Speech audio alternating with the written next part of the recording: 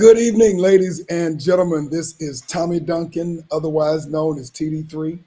It is Wednesday night, July the 23rd, 2025. And if it is Wednesday night, it is definitely Black Men Speak. We want to thank everyone for joining us this evening. And if I could, have everyone to definitely lift up in your prayers my co-host, JR, Jimmy Stewart. He actually had to go to the hospital today, the VA, which is military hospital for those of you who do not know. And not exactly sure what all the details are, but I will be flying solo today, even though I will have a special guest. So definitely lift up Jimmy in your prayers. So whatever is going on, it's in God's hands for sure. And I know I have some prayer warriors out there who can make sure that things, whatever they are handled in such a way that they'll be back to recovery soon. So, at any rate, with all that being said, do please make sure that you subscribe to the show if you have not already done so. Make sure you like this particular show and share this information if you think somebody else would benefit from it, because we are definitely going to have a very important guest on tonight who is going to talk about a very interesting topic that everybody needs to know. So with all that being said, we want to thank you for joining us tonight. It's going to be an outstanding show. So before we do introduce our guest, I do want to spend a couple of minutes on a condolence that I'm pretty sure everybody already knows about.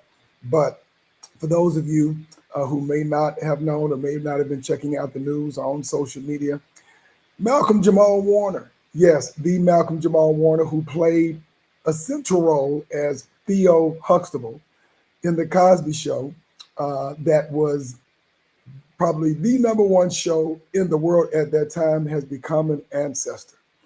At the young age of 54, just 3 days ago, after an accidental and tragic death in Costa Rica.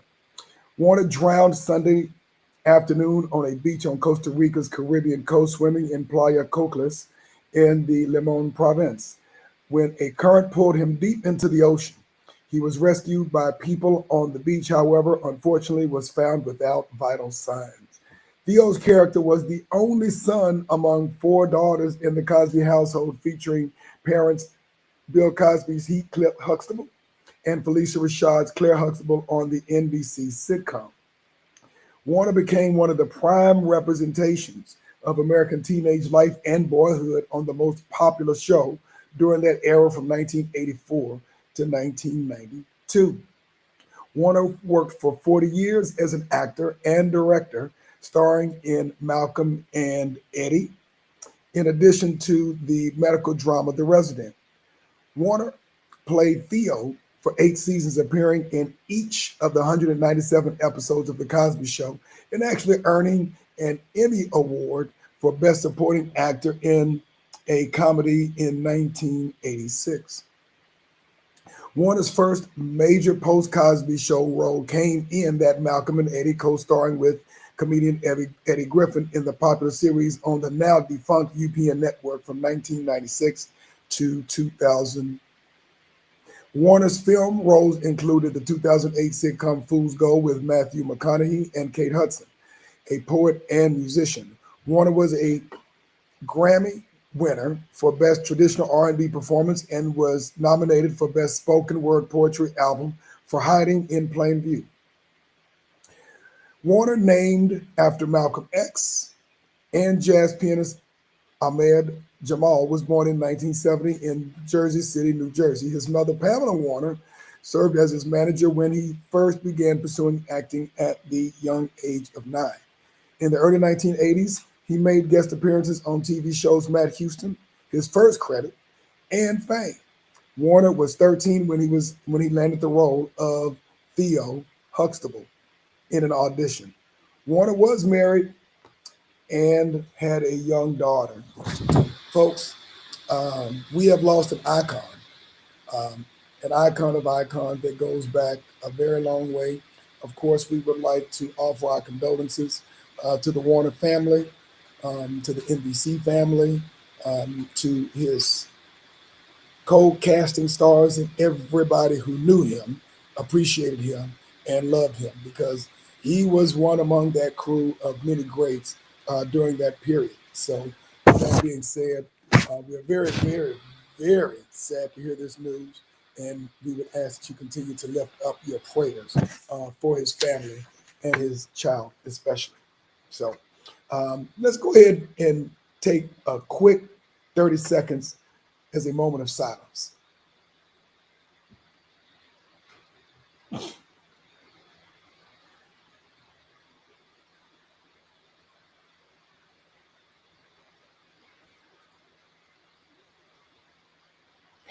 All right, folks, let's go ahead and continue with the show. There is one brief story. I'll call it a follow-up story that we did have that I wanted to at least give an update on. Probably would be spending a little bit more time, except we do have a special guest, but I will keep this very brief for those of you who may not have known. We did this story some months ago. NFL Hall of Famer, two-time Super Bowl champion, and four-time Pro Bowl tight end Shannon Sharpe recently resolved the lawsuit filed by Jane Doe, otherwise known as Gabrielle Zuniga, accusing him of sexual assault during their relationship. Zuniga's attorney, Tony Busby, proclaimed that all matters have been addressed satisfactorily and the matter has been closed. The lawsuit will thus be dismissed with prejudice, meaning the lawsuit cannot be refiled. No details or terms of the agreement have been disclosed, but the initial lawsuit was for $50 million, quite a bit of money. Sharpe has called the allegations false and disruptive, which forced him at the time to step away from a deal with ESPN worth $100 million. According to Busby's statements, both sides did acknowledge a long-term consensual and tumultuous relationship, but did reach a mutually agreed upon resolution. And she has also proclaimed that she is retiring from OnlyFans, which means she got paid. Zuniga first met Sharpe at a gym in Los Angeles in 2023 when she was 19, and they had a nearly 2-year relationship following that. According to the lawsuit, Sharpe, now 57, was accused of assault in October and in January of this year. Sharpe played 14 seasons in the NFL, retiring as the NFL's all-time leader among tight ends with receptions, receiving yards, and touchdowns. Sharpe has been a staple on TV and social media since retiring. He left FS1 sports debate show Undisputed in 2023 and joined ESPN soon afterwards. Now, look, folks, we're not going to get into a deep story on this, but I will say this. He was definitely a rising star at the time, and this is a very unfortunate situation. I'm pretty sure that he and the claimant are both looking for some privacy at this time so they can move on with his life. But we will probably talk a little bit more about this next week. All that being said, you have to be careful who you keep your company with, folks, because it could cost you. We do wish Mr. Sharpe the best of luck in terms of his career and his future pursuits, and we will go ahead and move forward from there. Now, with all that being said, we will now see if we can bring on our guest here. Let me see. Let me find something right here. All right, folks, I am looking for my guest, which he was just online a second ago. So give me just a second here, folks.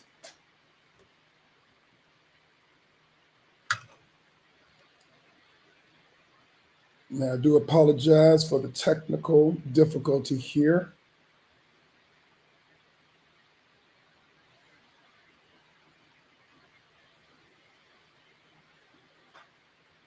And we will continue to move forward as soon as we get this squared away.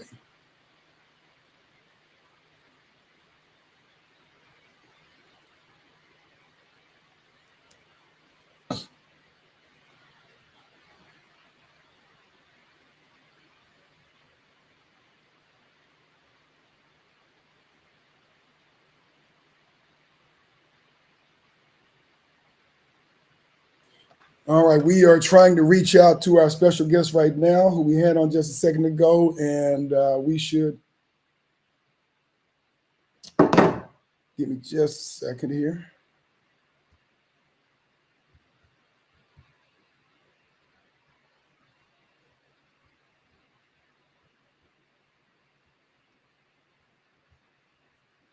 All right, folks, we are going to continue. We're going to have our guests to log out and log back in so we can go ahead and get the show started. But with that being said, while we are waiting, we do have our returning special guest, friend, and fraternity brother of mine and Jimmy's, John Williams. Jr., CPA extraordinaire, who will be joining us this evening to talk to us about what some folks call the big, beautiful bill. Some others folks call it the big, ugly bill. And some folks probably call it something else, but we're probably not going to talk about tonight because it's a family show. But with that being said, we are definitely going to have an interesting show tonight. And before we get started, we're going to acknowledge a couple of people online. And we do ask that you bring your questions because we should have a lot to talk about tonight. We have Brother Frederick V. Roberts, Esquire, out of Prairie View, Texas, United States of America. I want to thank him for joining us. And yes, I am flying solo tonight. You probably just joined a couple of minutes ago, Freddie. JR is in the hospital at the Veterans Administration Hospital. All that being said, keep your prayers up for him. And now, we have John, JW, on the line. I want to thank you for joining us. I'm not exactly sure what happened, but I didn't see you there when I came back. So welcome, welcome, my good brother. Well, good evening, Tommy. Thanks for having me on the show again today, and thanks to Jimmy in his absence. Absolutely, no problem whatsoever. So, with that being said, folks, we ask that you do a couple of things. If you can, jump in on the chat line. We'd love to hear from you. We'd love to hear your questions. And we're going to have John, what I call him JW, to talk to us about what a lot of folks have been asking about, this new spending bill that, of course, our Congress has just passed recently in the last couple of weeks and now has been signed into law. And there are some very interesting nuances that I'd like to talk about this evening. But what we're going to do is first have John to tell us a little bit about who he is and what he does, and then we'll get into the meat and potatoes of the discussion. So I yield the floor. Okay. So just a quick background on myself. I'm a CPA. I've been CPA since, 1995, from 1990 to 2002. I worked for a number of companies in the Dallas-Fort Worth area. And since 2002, I have operated my own company, and I focus my areas of service. I focus 85% on tax compliance and tax planning issues, and the other 15% would fall under the umbrella of consulting / accounting. So I'm a proud graduate of Texas A&M. Tommy and I actually graduated the same night, a very cold night in December of 1989. Yes. So, but yeah, that's a little background on myself, and I'm just happy to be back on the show, and hopefully I can share some information that will be helpful to the listeners. All right, let's go ahead and get started. Okay. And for those on the chat line, do feel free to ask any questions. Okay. So, over the last, couple of months, there's been a lot of energy around around what I guess 47 called the Big Beautiful Bill. Yeah, the One Big Beautiful Bill Act. And so in accounting circles, sometimes we use the acronym OBBBA. So it's kind of weird, but it was a very long name for tax legislation. But gotcha.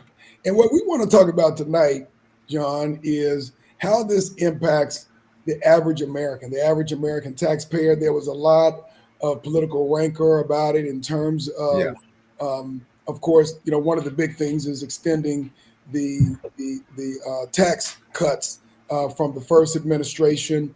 There were a lot of concerns about what may happen as it pertains to the Affordable Care Act. There were a lot of concerns about what was going on, what was going to potentially happen with SNAP.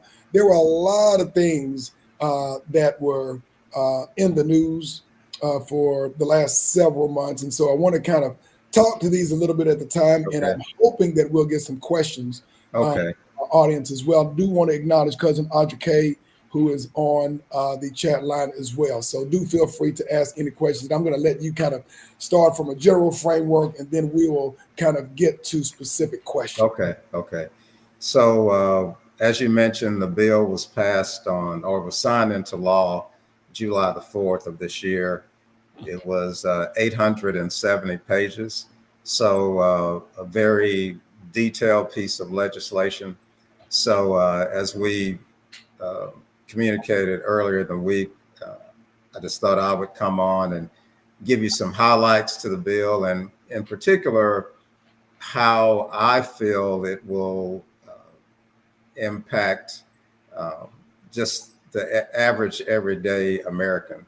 So maybe in a show in the future, we can dive a little bit deeper into some of the implications for businesses and other organizations. So very, very long bill.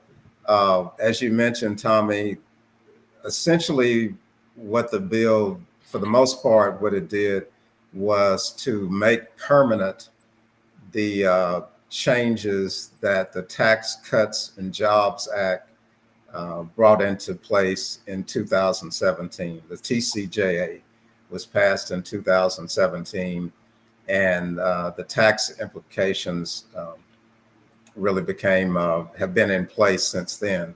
And in the tax circles, we have a term that says that it alludes to tax legislation sunsetting, and TCJA, many parts of that tax bill would have sunset. And what that means is that the legislation was not permanent. It was in place until a certain date, and when that date comes around, whenever that date comes around, the legislation sunsets or it goes away, and it goes back to whatever the previous tax law was before it was enacted. So many parts of the Tax Cuts and Jobs Act would have expired December 31st, 2025. So, like I said, I wanted to kind of touch on some of the aspects, how the new tax bill impacts, just the ordinary, everyday American. So the first, what I would say the first impact to pretty much all Americans is the fact that it keeps in place the tax rates that came about with TCJA. So in the Tax Cuts and Jobs Act, basically we have a maximum tax rate of 37%. So the rates are 10, 12, 22, 24, 32, 35, and 37. And so as an American, you're going to fall in one of those tax brackets unless you're in a position where your income is low enough to where either you don't have taxable income or you're not filing, one of the two. So prior to 2017, the tax rates were 10, 15, 25, 38, 33, 35, and 39.6%. So right out of the box, the tax rates are basically made permanent, that came into being with the Tax Cuts and Jobs Act. And so the only way that those rates are going to change is if a new administration comes in at some point and another tax bill is passed, and then those rates are not set until the end of time. They're just set until the next piece of legislation. So that right off the bat, top impacts everyone. Another way that the bill impacts. Well, let me ask you this before we get beyond the tax brackets that we have too. And one of the things, and I'm going to kind of speak for some folks who are out there saying, because I remember Warren Buffett saying, making some comments about the current tax code. And he's saying, I pay less taxes, not maybe in terms of the amount of dollars, but I pay less tax in terms of my percentage of income than my secretary does. So you were just talking about whether someone has enough taxable income and or they're in another category. What was Warren talking about back then when he was talking about he actually pays a lower percentage of his taxes than his secretary? Well, what I believe he was referring to, and I'm glad you brought that up, Tommy, is income, the amount of tax that individuals pay is directly impacted by the type of income they earn. So if a taxpayer earns W-2 income, meaning you go out and you work on a job, or even if you have a business that's subject to self-employment tax, your tax rate is going to be higher than an investor like Warren Buffett or someone who works in a private equity or any type of their income is coming from a source other than W-2 income, whether that be real estate, investments. So here's the deal. So the income that comes across on your W-2 is subject to income tax, number one, but it's also subject to payroll tax. And if you have a business, payroll tax is referred to as self-employment tax. All it is Social Security and Medicare, except when you own a business, instead of paying half of the tax, since if you're the employer and the employee, you pay both sides. So that's one way that Warren Buffett pays less taxes. Is more than likely he doesn't have to take a large salary. So he has enough income coming from other sources to where he's not, I don't know what his W-2 is, but more than likely he's not taking $5 million on a W-2.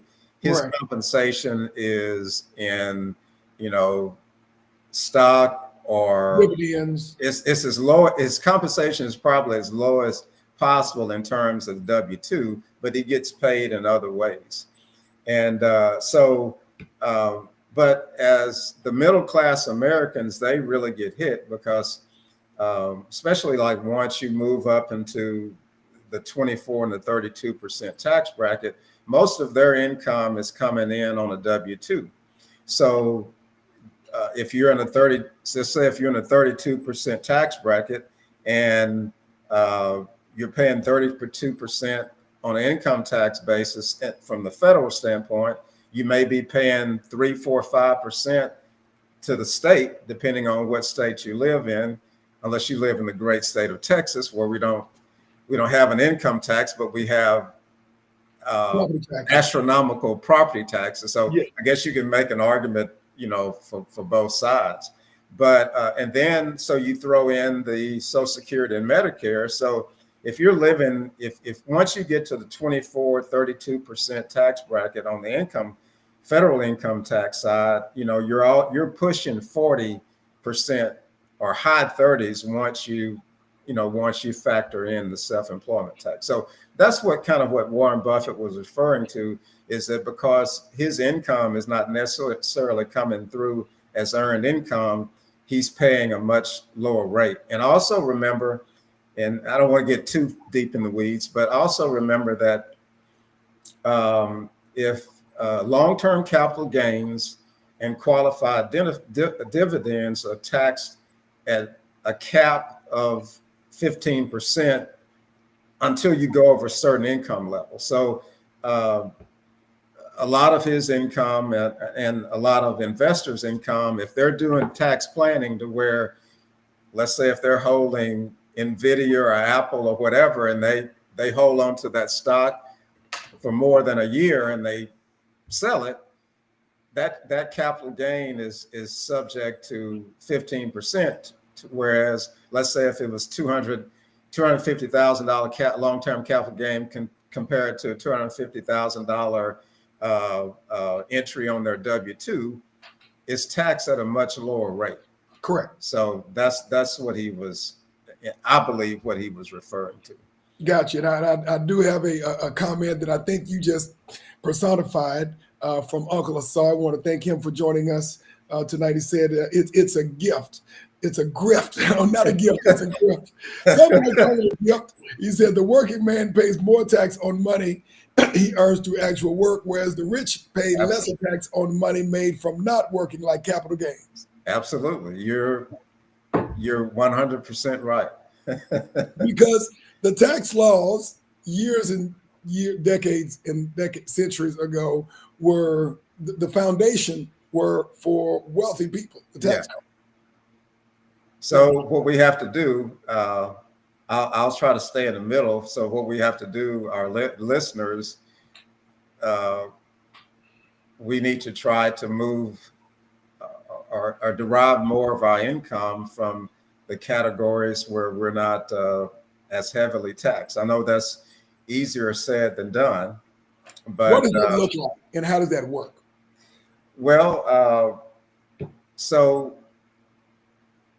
it takes time. So obviously, to realize long-term capital gains or qualified dividends, we have to have money to invest. And so for the average person, this is a process that happens over time, normally, unless you come into a large inheritance or some other type of lump sum of investment. So that's why it's important, as when we start out in our 20s and 30s, to number one, focus on saving and driving, pushing income into these investments, whether it's stocks, bonds, or even real estate. That's probably a whole nother show to talk about the benefits that are in real estate. So, I mean, you're an investor, Tommy, so and I'm your CPA, so you know some of the conversations that we have, right? And so that's really a process that happens over time. I would say if you work with a company and you have an option to take some of your compensation in the form of equity as opposed to receiving it all on a W-2, I would say to go that route. And many employees, even at the lowest level, have an opportunity to do that. So the way you do it, you take that, you accept the compensation and equity, and you hold on to that equity as long as you can, or as much of it as you can. And, someday you look up and it's, you're worth millions. So you mentioned something a little bit earlier, so that we don't fly too far for people who may not have understood this. You mentioned qualified dividends. What does qualified dividends means? And there's qualified dividends and ordinary dividends. Well, for the most part, qualified dividends are dividends of companies that are located in the States. And so they're taxed different than, foreign dividends. And so when you receive your 1099 statement from the brokerage company, whether it's Merrill, Wells Fargo, Fidelity, whoever it is, you don't have to track this yourself. The qualified dividends are broken out in a separate category. And so basically you just hand that statement over to me or your CPA, and they'll take it from that point. Okay. All right. And then of course the long-term capital gains, you essentially have to hold the positions long enough, at least a year to qualify for those. There is a question we have in the chat line from Miss Marion Square. We want to welcome her to the show and to the chat line. She says, so if you sold a home, you pay a 15% capital gains tax? Well, yes and no. So if a taxpayer has resided in a home, let's say the home was their primary residence for 2 out of the last 5 years, the way the tax law works, and this was, I believe the law was actually changed when Bill Clinton was in office. So if you're a single taxpayer and you sell the house for a profit, you can exclude up to $250,000 of capital gains. So let's say if you bought a house for 250 and you sell it for 500 net. So if you look at all the commissions and everything, so you bought it for 250 all in, and you net 500. I mean, you sell it for 500 when at some point. So essentially, the $250,000 of capital gain, you don't recognize that. So if you're married and you're a joint filer, you get to exclude $500,000 of capital gain. So, but in the situation where, let's say you exceed, your gain exceeds the threshold, it exceeds 250 if you're single, or exceeds 500 if you're married, that gain, assuming that you held you stayed in the property longer than a year, would be subject to 15% long-term capital gains. So if you are single, you get up to $250,000 in profit tax-free, and married, you get up to $500,000 in profit from that residential real estate tax-free. If it is your primary residence, right, and you live there 2 out of the last 5 years, it doesn't have to. You don't have to live there. You didn't have to live there the last 2 years, but the requirement is that the house was your primary residence for 2 out of the last 5 years. What if it's an investment property? If it's an investment, you have a renter in. Yeah, if it's an investment, basically whatever profit you have, if you held the property long enough, is well over a year. It's long-term capital gains. If it's less than a year, it's short-term capital gains. Unless you're, if you're in the business of flipping properties, in other words, that's your business. The income it's not capital gain. It's really ordinary income. So in other words, just like if you run any other type of business, the distinction is, if you're flipping properties, you're probably doing it as a business. You're not doing it as an investment. So, and that's kind of getting into the weeds, because when I'm doing the tax return, or whoever's doing your tax return, there's actually a spot on the tax return where it asks you, okay, is this, are you operating this property as a rental property / investment, or are you, operating it as a business? So there again, if you're operating it as a business, it's subject to income tax plus self-employment tax, because it's a business. Gotcha. All right. That's something I would not recommend doing, because obviously if you're making money, that's not a good thing, because you're putting yourself subject to a higher tax rate. Gotcha. But there are pluses and minuses on both sides. All right. I don't want to fly too far off the rails here. Let's get back to the one big beautiful bill and how. Okay. So, and it's a lot to cover, but like I said, we'll go over the large points. So another aspect of the bill that will impact most taxpayers is the fact that the standard deduction has been increased. So the standard deduction has been raised to $15,750 for single filers, $31,500 for joint filers, and $23,625 for head of household. So according to who you look at for the research, about 90% of Americans use the standard deduction. So as opposed to using itemized deduction. So essentially the way the tax code works, or if you're looking at, okay, do I itemize or do I take the standard deduction? So examples of itemized deductions are charitable donations, property tax, state and local tax, medical expenses. So essentially, if you take all of your itemized deductions and add them up, if your itemized deductions are greater than your standard deduction, you itemize. If not, you take the standard deduction.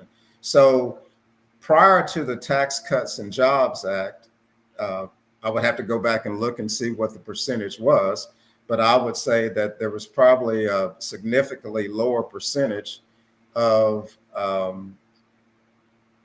significantly higher percentage of taxpayers that itemize as compared to now, simply because the standard deduction has been raised so much.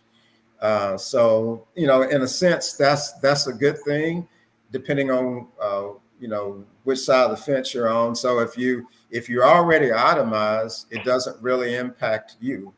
If your itemized deductions are greater than the standard deduction, the fact that the standard deduction has been lifted, it doesn't really impact you. But let's say for someone who lives in Texas, let's say if their house is paid for and we don't have any state income tax in Texas. And so there's a situation, and more than likely, even if you're single or married, more than likely the standard deduction is significantly more than what your itemized deductions would be. Normally the largest itemized deduction is going to be the interest from your mortgage. And I guess in Texas, with our property taxes, the mortgage interest and the property taxes run a pretty close race as to which one is higher.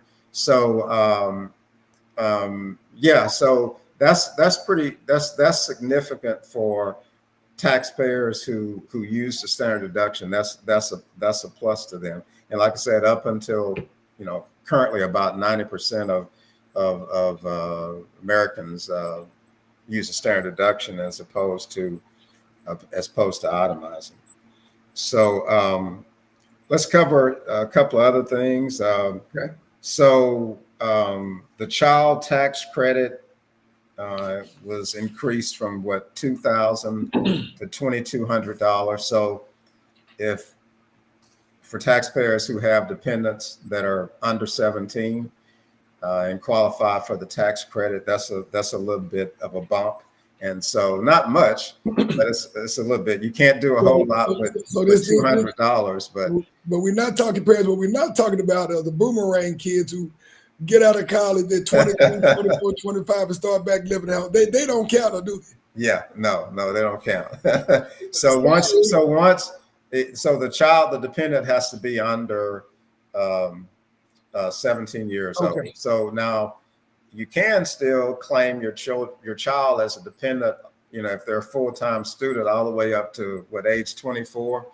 Okay. But the deduction goes down from, it used to be 2,000 to 500, and I'm pretty sure it's still 500. I'd have to look and see, but I believe that's still the same.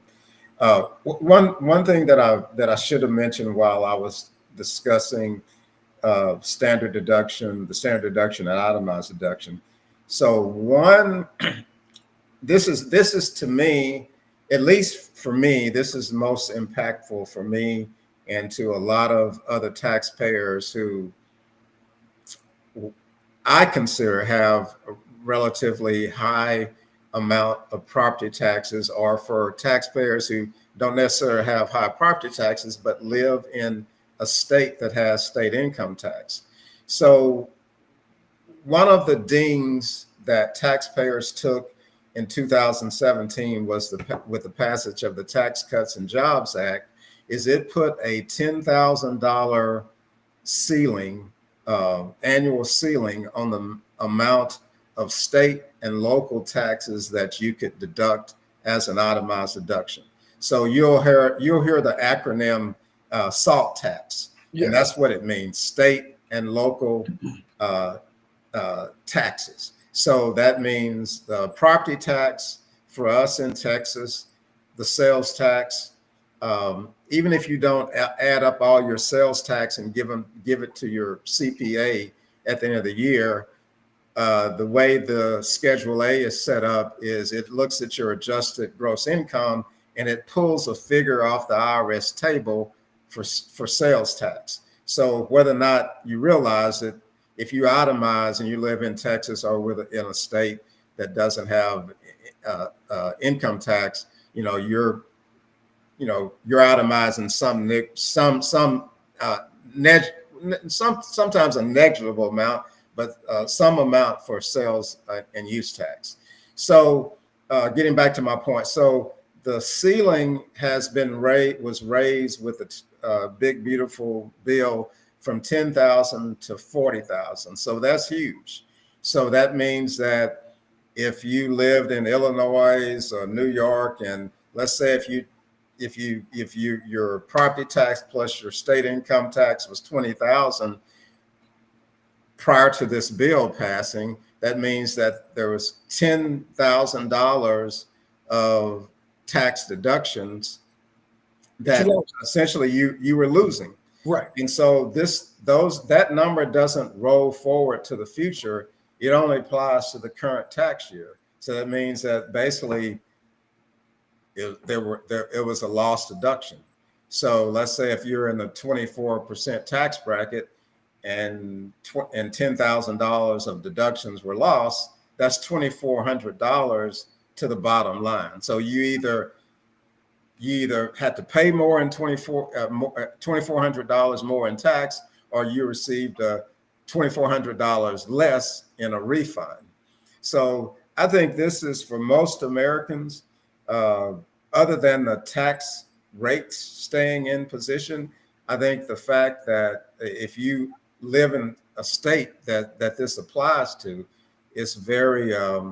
I think it's the probably the largest part of the tax bill. It's the largest win for an every ordinary day citizen, because you're able to deduct more.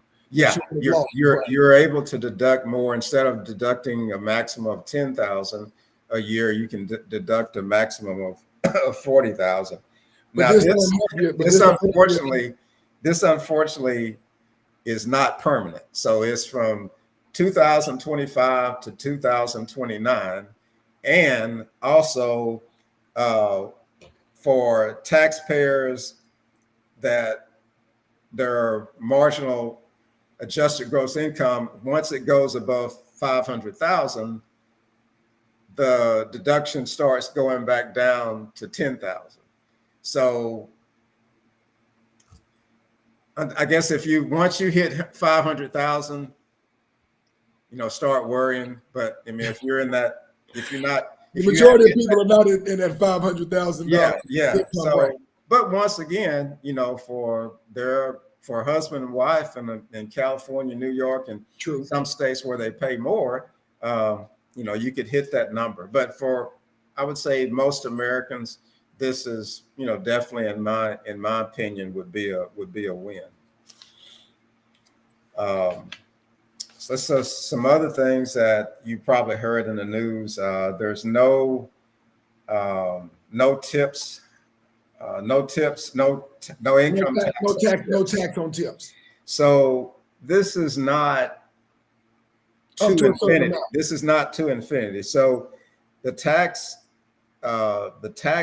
is, there's no tax for 25 on the first 25,000 of tips.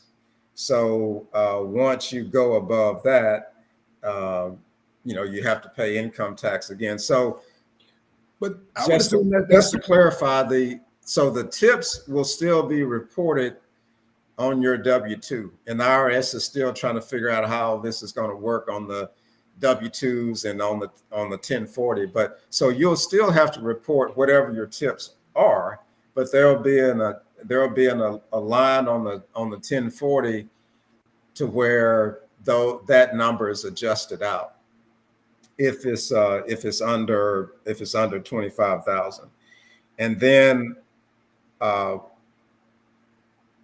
so that also phases out if you're a joint filer and your adjusted gross income is, when it gets to 150, that deduction starts to phase out. And if you're married, a joint filer, it starts to phase out at 300,000. But more than likely, if you work in the industry where you're you getting receive tips, you're not tips, making that much you're money. not, yeah, you're not gonna. So this is a pretty big deal for folks who work in restaurants and things of that. Yeah, and it's only on the first $25,000. I don't know if I said that or not. You did, but So, I would think that that's a pretty big. I mean, I don't. yeah, Yeah, that's a pretty big deal for folks who work in a restaurant because yeah.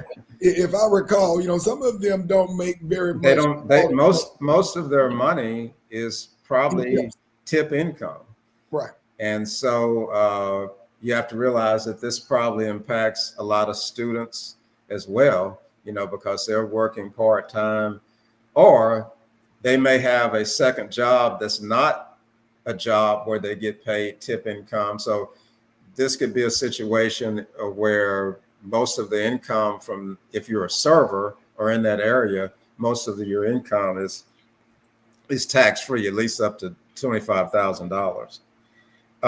In conjunction with that, you probably also heard about the no tax on overtime. So these were both campaign pledges that uh, uh, that Trump made during his bid to become president again.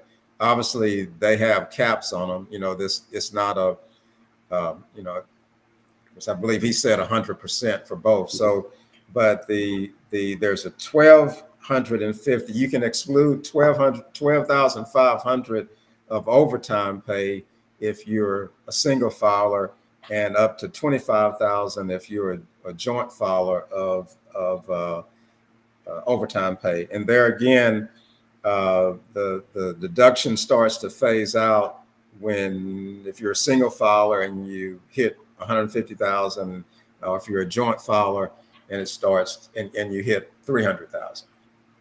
So those, especially the tips, I would think and even though the overtime, I think will, probably impact a lot of Americans.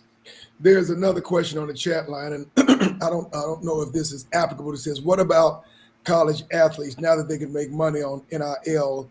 How does this affect them? Is there a cap on NIL money, or how does that work?" It's actually an interesting question. Yeah, well, so the NIL money,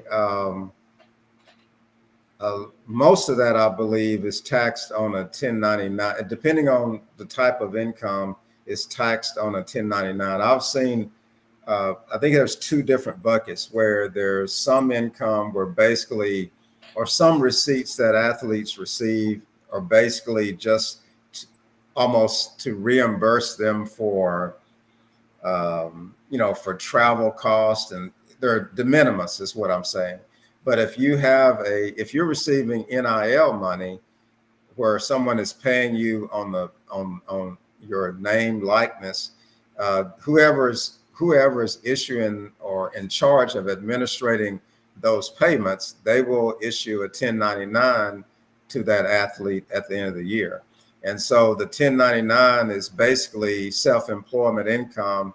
And I actually have a couple of clients that from time to time, they're in the NFL now, so they don't receive it. But when they were still in college, they received NIL. And so they receive a 1099, and that 1099 is treated just like from a tax standpoint, just like your self-employment income. And so if they incurred expenses to to earn that income, those expenses are deductible. So that's something you would definitely need to sit down with your CPA or tax tax professional to make sure that if there are any deductions that can be associated with that income, that you write those off. The IRS says that you can deduct, when you have a business, any expenses that are ordinary and necessary.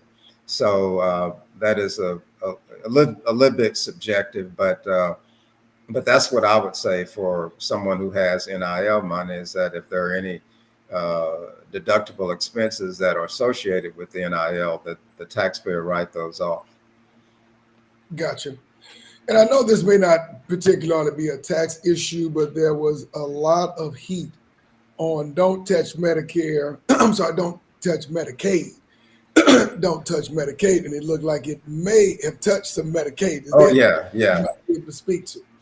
And I'll leave that to more of a Medicaid professional, but I can tell you that just from the seminars that I've gone to, it's going to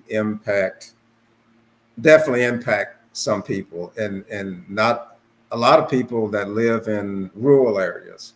So my understanding is that, well, to qualify for Medicaid, you're between the ages of 19 and 64, because once you reach 65, you're covered by Medicare.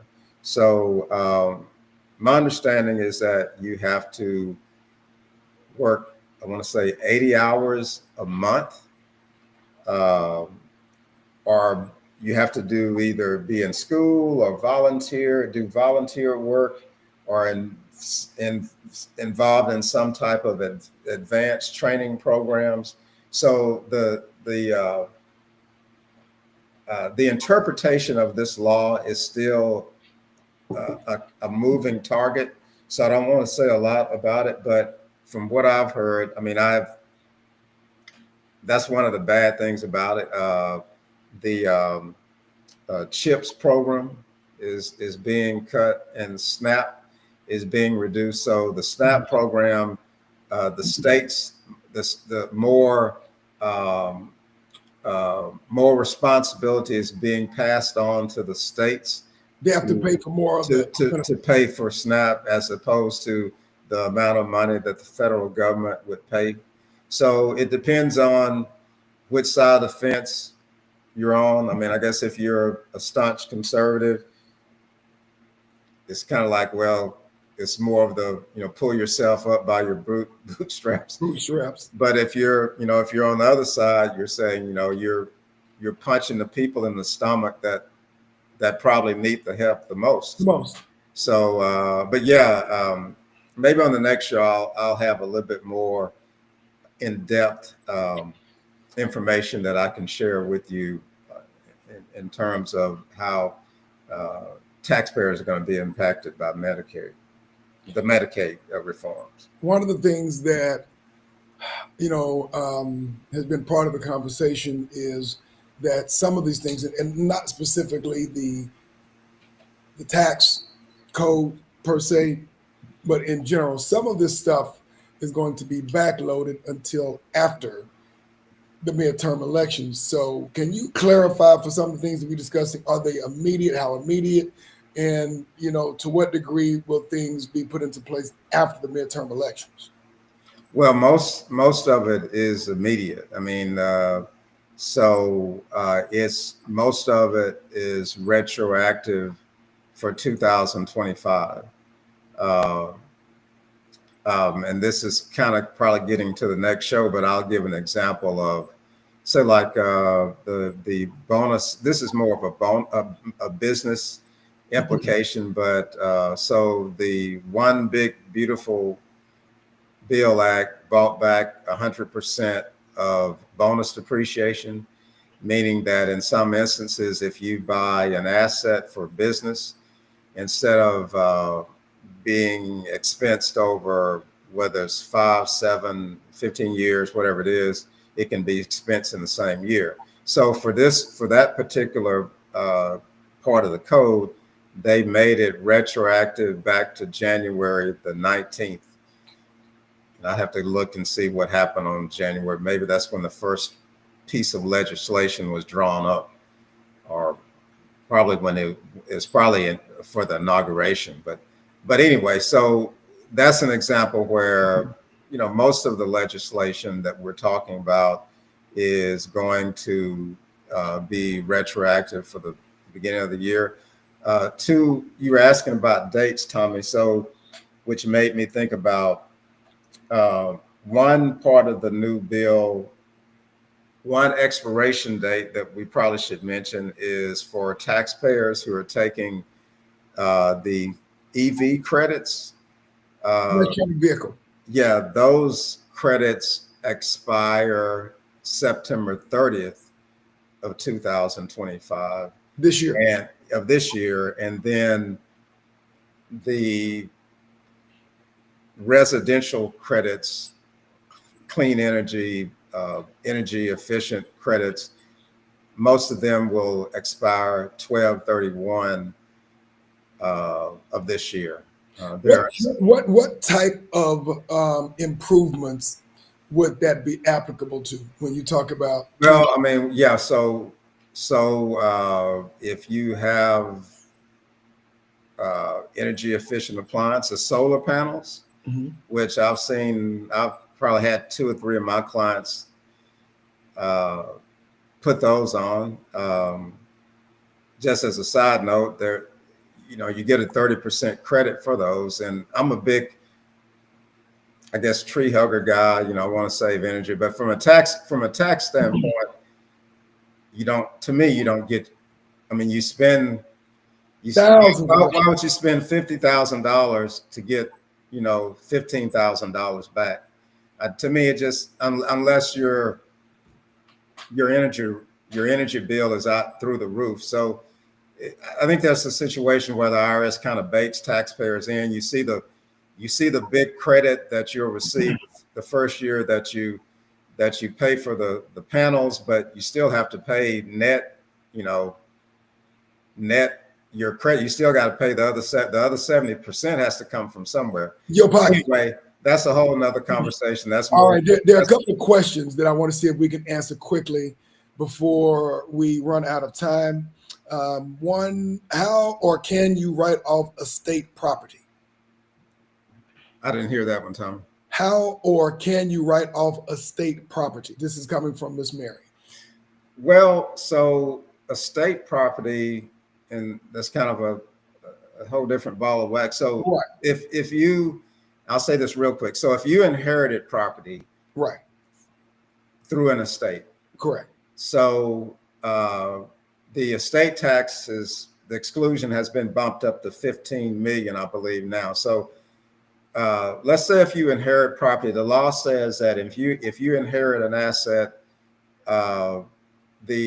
normally the taxpayer receives what's called a step up in basis when the person passes away. So let's say if a person owns $100,000 worth, let's say if a person passes away, they own $100,000 worth of TI, and that's what it's worth the day they pass away, and you inherit it. So your tax basis in that stock is 100,000. So if you sell it for 110,000, you owe capital gains on 10,000, not the whole 100,000. So regardless as to what the taxpayer, the person that passed away, paid for, because when they pass away, the basis is stepped up from whatever they paid for it to whatever the fair market value is.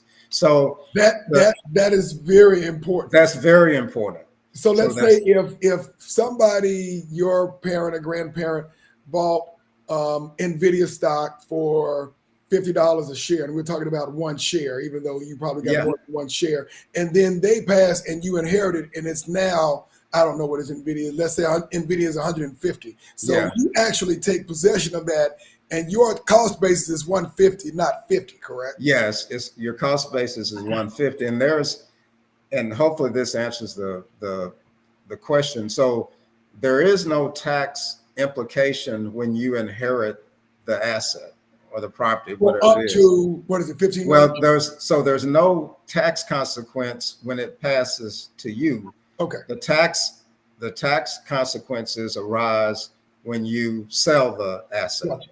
Okay. And so just simply by inheriting the asset, there are no taxes involved. It's when you liquidate or sell the asset, that's when Uncle Sam gets involved. That's when the mafia gets his cut.